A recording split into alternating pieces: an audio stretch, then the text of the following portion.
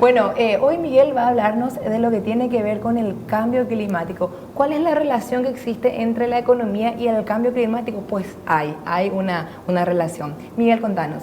Claro que hay, porque hace poco la Red Latinoamericana de Economía realizó un seminario donde se hablaba de este tema. ¿Y cuál es la relación que hay? En primer lugar es la pérdida de empleos. Por ahí tenemos una pequeña lámina con el número de empleos que se han perdido en América Latina. Se han perdido 15 millones de empleos con este freno económico que representó el tema del COVID-19. ¿Y qué va a suceder aquí? Que se va a buscar una pronta reactivación económica, porque evidentemente los políticos también necesitan recuperar ese costo social que puede representar el hecho de que las personas pierdan su trabajo y han visto disminuir sus ingresos. Y esto evidentemente va a impactar con todos los países que firmaron este protocolo de París, del cual hace poquito se salió Estados Unidos, descuidando el medio ambiente, y esto va a impactar negativamente en las metas que se tenían para el 2030 con respecto al cambio climático. Y no podemos ser ajenos a esto, porque si existe esta circunstancia y se impacta en el cambio climático, también se van a ver impactadas las economías, porque muchos países firmaron compromisos para evitar esta circunstancia. ¿Y qué es lo que va a suceder? Pues que vamos a tener que ver la manera de buscar que haya un equilibrio entre el desarrollo económico, la recuperación económica y el no afectar al medio ambiente con un impacto tan negativo. Te pongo, por ejemplo, lo que acabas de mencionar del nuevo puente que se va a construir en Chacoí, en esa región. Tú mencionaste que no existe una información sobre impacto ambiental, que no existen diferentes características de transparencia en cuanto a esta obra. Y evidentemente esta obra va a tener un impacto ambiental porque cruza el río más importante que cruza el país, ¿no? Que es el río Paraguay, o uno de los dos ríos más importantes. Entonces, poniendo esto como ejemplo, ¿qué es lo que tenemos? Que necesitamos hacer cosas para que este impacto no sea tan brutal en cuanto al medio ambiente y el cambio climático, y que pueda haber un equilibrio entre desarrollo y respeto ambiental.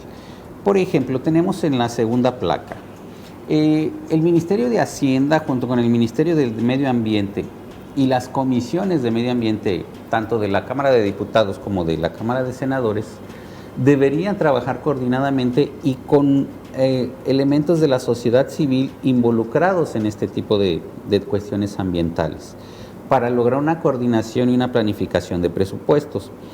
Porque desde la óptica hacendaria se piensa en recursos económicos en cuanto a qué va a entrar, qué voy a gastar, es eso, ¿no? Cuando se asigna el presupuesto de egresos. Pero no se piensa en una cuestión medioambiental coordinada. ¿Y qué es esto de coordinar? Pues hacer un trabajo profundamente vinculado con la sociedad, porque a final de cuentas la sociedad es la que habita cualquier país, y es la que va a sufrir los efectos de malas decisiones en este sentido, que pueden ser sequías, puede ser deforestación, y tristemente el Paraguay está viviendo estas dos circunstancias ahora mismo, ¿no? Se deforesta mucho, hay sequía, hay afectaciones a la producción alimentaria, y esto impacta en el precio de los alimentos porque hay una mayor demanda, una menor oferta, y eso genera inflación. Y esos desequilibrios que mencionas, Miguel, los sufrimos nosotros los ciudadanos que estamos en capital, en área metropolitana, los que viven en el interior, también los productores, un país eminentemente agroganadero, que depende muchísimo de esos factores climáticos, justamente con estos fenómenos tan bruscos que estamos teniendo, esta bajante histórica como nunca antes se ha visto, que ya superó el mínimo histórico inclusive, o con inundaciones de extremo a extremo. Sin duda tenemos esa obligación de sentarnos a analizar sobre el tema, pero no solamente a analizar, sino que a tomar decisiones, no solamente preocuparnos, sino ocuparnos del tema. Y como es transversal el medio ambiente, por supuesto que tendría que ser de interés de todos los actores económicos también.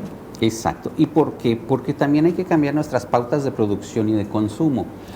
Por ejemplo, podemos tener ganadería intensiva en una de las ramas que puede ser producción de leche, y esta consume muchísima agua, ¿no? También la ganadería para producción de carne. Entonces, buscar alternativas que permitan una sostenibilidad, del medio ambiente a futuro, porque si yo lo pongo así en pesos y centavos, a lo mejor para mí un negocio agroganadero en las condiciones actuales es rentable de aquí a 10 años y yo saco mi inversión y me voy. Pero esto no es así de sencillo, porque la erosión que se provoca a través de la ganadería intensiva va a afectar a la gente que se quede cuando ese establecimiento cierre. Y el ganado compacta la tierra, entonces es más difícil que resurjan la hierba o las plantas nativas o endémicas de determinada región. Entonces también cambiar la cuestión de producción. No hay día que no tengamos una noticia de que se está contaminando un manto acuífero por una industria que no está siendo regulada en cuanto a cuestiones sanitarias. No tenemos plantas de tratamiento de aguas residuales suficientes. Y esto nos habla también de una falta de coordinación institucional. ¿Por qué? Porque no se crean las instancias que realmente revisen y analicen. Muchas veces me acuerdo que hace como 3 o 4 años se hablaba de la contaminación del lago Ipacaraí, que se puso verde, ¿verdad? Y para revisar toda la cuenca del lago y todas las empresas que vertían sus aguas residuales, solo había 2 inspectores de la entonces Secretaría del Medio Ambiente.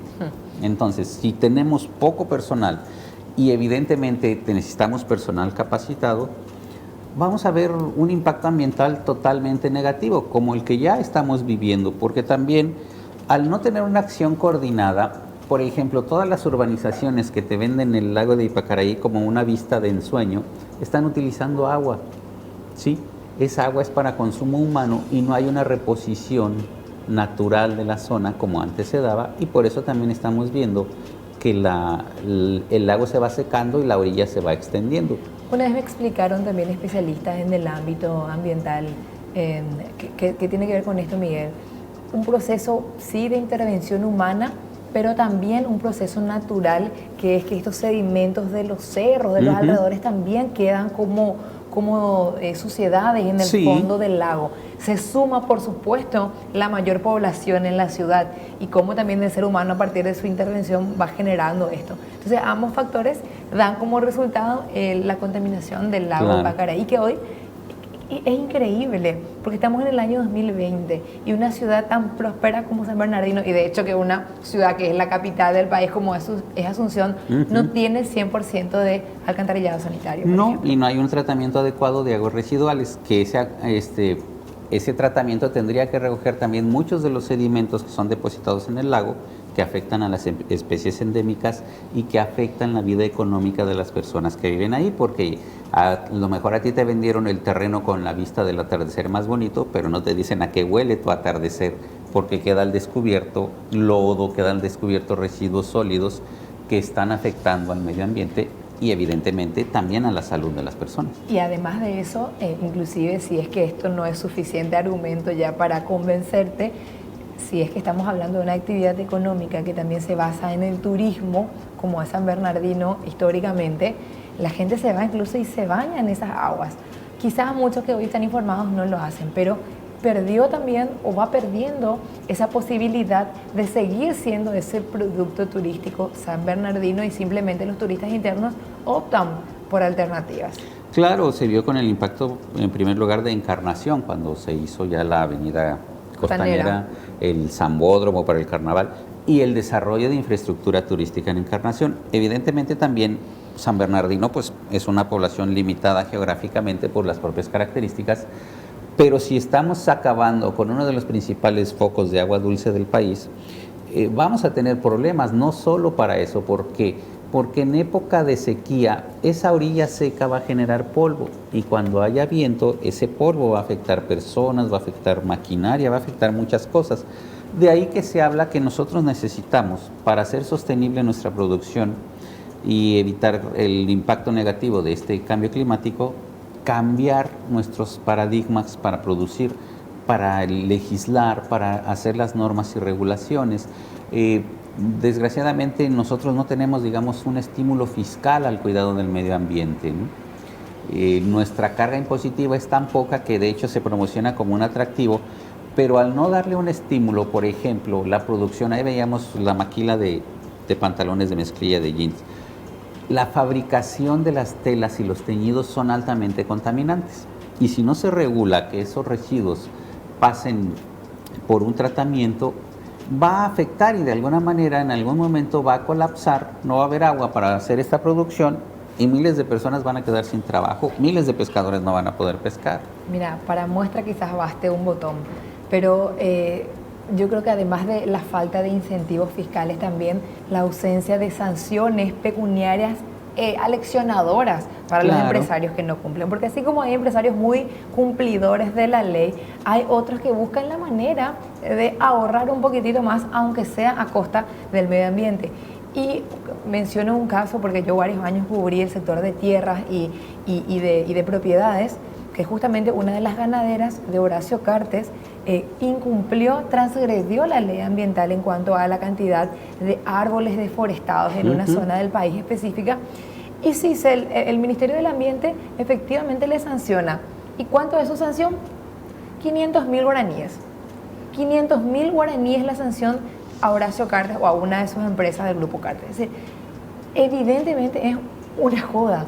Si no hay una sanción real de dinero y que le duela en el bolsillo y que también se publique por todos los medios posibles ese tipo de situaciones para que al menos tenga vergüenza la persona dueña de esa empresa, van a seguir los transgresores de la ley haciendo lo mismo que hasta ahora. Obvio, o el caso de esta laguna más reciente, que ya se habla de que la Fiscalía extrañamente no está haciendo una imputación por daño ambiental como correspondería a lo establecido por la ley. Entonces, eso nos va haciendo unos depredadores del medio ambiente, aunado a la corrupción que ya es un añejo mal para el país y lógicamente que se sigue fomentando, ¿no? Porque evidentemente esa sanción que mencionas de 500.000 guaraníes se encontró un huequillo jurídico por ahí para que dijeran, bueno, pague la sanción, nosotros ya cumplimos nuestro deber, sancionamos, pero el daño ambiental no se repara y ese es el problema. Lo estamos viendo porque ahora vemos guacamayas volando sobre Asunción, pero eso es producto de la deforestación y de los incendios que están depredando su ámbito natural. Ahora, tenemos objetivos que podríamos cumplir para tratar de, en primer lugar, detener un poco esta situación y mejorar a largo plazo, si pueden poner la placa número 3 en producción para mencionarlos. ¿Cuál es el primero? El primero es lograr una sostenibilidad fiscal y ambiental, es decir, al trabajar juntos y como hablábamos ahora de estímulos fiscales, pues podríamos lograr un equilibrio. Evidentemente necesitamos especialistas en derecho ambiental que trabajen en pro de conservar el medio ambiente paraguayo. Y también buscar planes de financiamiento público y privado, hacer atractivo invertir en el medio ambiente para los inversionistas, para que ellos digan, bueno, sí, me comprometo, porque ahora mismo, puede haber un sector privado, como lo mencionábamos, de ganadería, que evidentemente da trabajo y da empleo a muchas personas, pero también puede haber otros que restituyan al medio ambiente a través de un esquema fiscal y un esquema de estímulos de mediano y largo plazo que hagan rentable esto, como los famosos bonos de carbono que se utilizan en todo el mundo, pero buscar algo que, digamos, se pueda tropicalizar en el país para que sea un valor agregado. Hay que plantear de inmediato las urgencias y objetivos de largo plazo y por eso se necesita la agenda coordinada que mencionaba yo al principio, los ministerios de Hacienda, del Medio Ambiente y las comisiones del Medio Ambiente de ambas cámaras, y también lograr inclusión financiera con pequeños productores, porque curiosamente al pequeño productor se le desprecia, pero es el que tiene una tradición centenaria o milenaria de convivir con su naturaleza y de cultivar respetando la naturaleza. Entonces, ¿por qué no aprender de ellos? ¿Por qué no fomentarlos mejor? ¿Por qué no incluirlos financieramente en los proyectos para que haya desarrollo? Que a la par también puede atraer después desarrollo turístico para la gente que haga rutas turísticas para ver cómo se producen diferentes bienes tradicionales en el Paraguay. Y creo que es un gran pendiente de la autoridad el hecho de que sí necesitamos infraestructura en cuanto a caminos, en cuanto a rutas, a puentes, todo esto es importante para industrializar al país, pero si lo vemos todo como una gran casa, tú no vas a construir o poner linda una habitación dejando el escombro en otra y haciéndola inutilizable. Y si no actuamos en cuanto al medio ambiente, vamos a hacer eso. Las ciudades van a parecer algo muy lindas, pero alrededor vamos a tener muchos desequilibrios. Totalmente.